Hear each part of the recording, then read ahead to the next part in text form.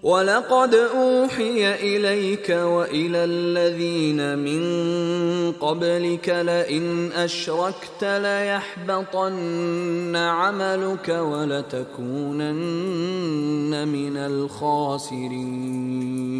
Bahayanya perbuatan syirik.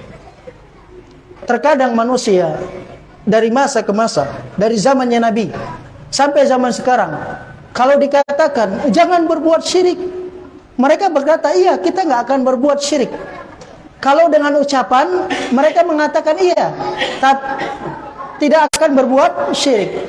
Tapi begitu sampai kepada praktek, begitu diingatkan tentang masalah prakteknya, baru mereka mulai memberontak. Baru mulai mereka menyalahkan.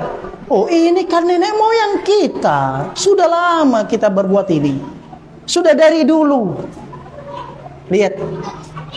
Kalau dikatakan jangan berbuat syirik, semua orang berkata kita nggak akan mau buat syirik.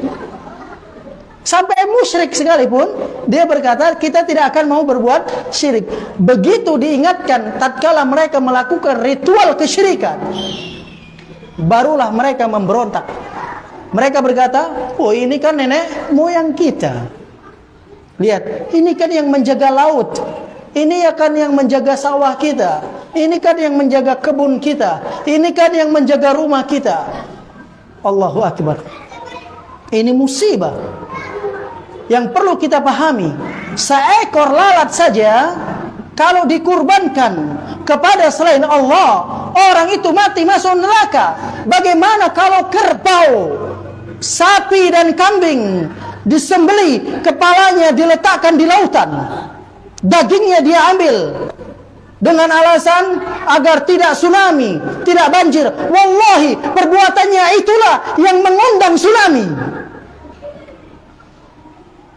Kita lihat, setiap perbuatan dosa akan mengundang murka Allah Azza wa Jalla. Oleh karena itu, siapapun yang melakukan kesyirikan, dialah pembuka pintu musibah. Dialah pembuka pintu azab dari Allah Azza wa Jalla. Kalau seekor lalat saja menyebabkan seseorang masuk ke dalam neraka, bagaimana kalau dia kurbankan ayam? Bagaimana kalau dia kurbankan kambing? Bagaimana kalau dia kurbankan sapi? Bagaimana kalau dia kurbankan kerbau? Bagaimana kalau dia kurbankan sesuatu yang lebih besar dari seekor lalat? Wallahi, itu sebab musibah di negeri kita. Tidak akan berhenti gempa bumi. Tidak akan berhenti datangnya air yang menumpah masuk ke rumah masyarakat. Tidak akan berhenti awan angin yang kencang kalau masih adanya kesyirikan.